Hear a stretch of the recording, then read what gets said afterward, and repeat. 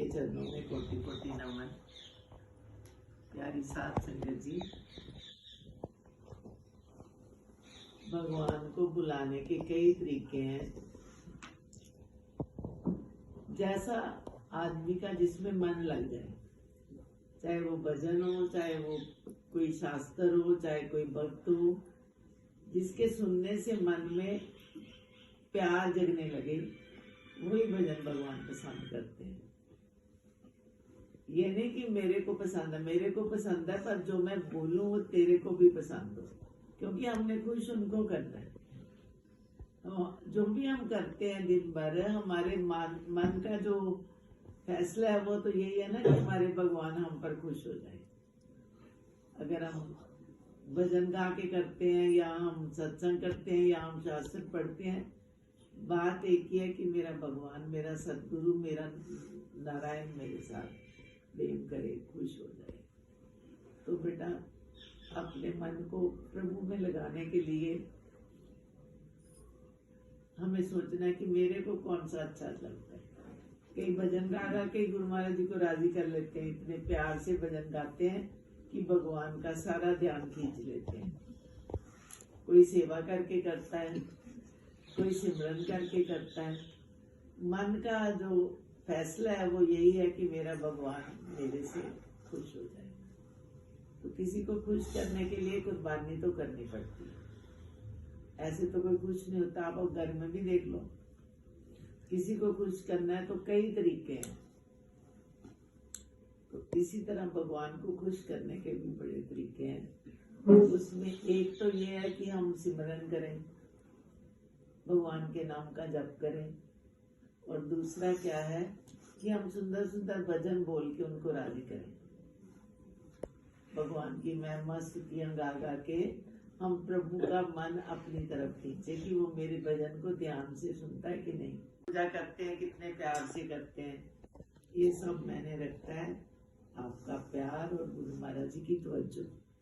जो प्यार करेगा, बच्चा ही है, जब प्यार से आके माँ के साथ लिपटता तो माँ को जबरन कहता है कि मेरे को प्यार कर। इसी तरह हम सब भगवान के बच्चे हैं, गुरु महाराज जी के, उनके दरबार में बैठे हैं। आप गा रहे हैं, बजा रहे हैं, भजन गा रहे हैं, जो भी कर रहे हैं, हमारा मकसद है कि मेरा सतगुरु राजी हो जाए, खुश हो जाए। तो खुश करने के लिए ये सारा खेल है। चाहे कोई घर बैठ के करे, चाहे कोई सत्संग में आके करे, चाहे कोई भजन गा के करे, चाहे रो के, चाहे हंस के, ये सारे तरीके प्रीतम को राजी करने के। तो प्रीतम राजी हो जाए तो आपके मन में खुशी बढ़ जाएगी, आपका मन प्रसन्न हो जाएगा, आपको हर बात में आनंद आएगा। गाने में, रोने में, हंसने में आपको लगेगा मेरा नारायण राजी है तो सब कोई राजी है। तो ऐसी ये प्रेम की बात है। जितनी गोपियां, वो कोई बहुत पढ़ी लिखी थोड़ा थी, उनको कोई बहुत वेद शास्त्र नहीं आते थे, उन्होंने कोई बहुत लंबी चौड़ी पूजा नहीं की, उन्होंने भगवान जी से प्यार किया। भगवान के पीछे उन्होंने अपना सब कुछ कुर्बान कर दिया। श्री कृष्ण को उन्होंने इतना प्यार किया कि श्री कृष्ण उनकी, अगर उन्होंने आधी रात को बुलाया तब भी वो गए, वृंदावन बुलाया तब भी गए, जहां भी बुलाया प्रभु को, प्रभु वहीं पे चले गए, क्योंकि गोपियों का प्यार था। आज तक हम गोपियों के गीत गाते हैं, उनका इतना प्यार था।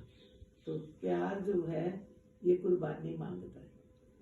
ऐसे थोड़ी उनका प्यार हो जाता था, उनको घर से डांटनी पड़ती होगी, सबको थोड़ी आज्ञा मिल जाती थी कि जाओ तुम श्री कृष्ण के साथ रास लीला के आओ। वो अपने जान पे कुर्बानी लेके फिर जाती थी, चाहे कोई डांटता डांटे, कोई गुस्सा करता करे, पर वो आधी रात में जाके भगवान के दर्शन करके उनके साथ रास रचाती थी। रास भी कोई गेम है, सारे घूम घूम के श्री कृष्ण को मनाते थे। एक कृष्ण सबके इष्ट थे और सारी गोपियां उनकी दासी थी। एक को पाने के लिए सारे जोरों जोरों से लगे हुए थे कि हमने भगवान को राजी करना। इसी तरह हम लोग भी मंदिर में आते हैं, भजन गाते हैं, सेवा करते हैं, किसके लिए? हमने अपने सतगुरु को राजी करना। सदगुरु को खुश करना है। हमारे जिस कर्म से वो खुश होते हैं, चाहे नाचने से, चाहे गाने से, चाहे सेवा करने से, चाहे भजन बोलने से, जिससे वो खुश होते हैं, अपने प्रीतम को हमने राजी करना है। और प्रीतम राजी हो गया तो सब कोई राजी है। जिसके ऊपर प्रीतम की नजर पड़ गई, प्रीतम ने उसको पसंद कर लिया, तो उसकी हर बात पूजा बन गई, हर काम पूजा बन गया, क्योंकि उन्होंने उनको राजी कर लिया। तो ये राजी करने की बात है कि श्री कृष्ण को जो पसंद है, श्री गुरु महाराज जी को जो पसंद है, हम वो करें, जो राजी हो जाएंगे।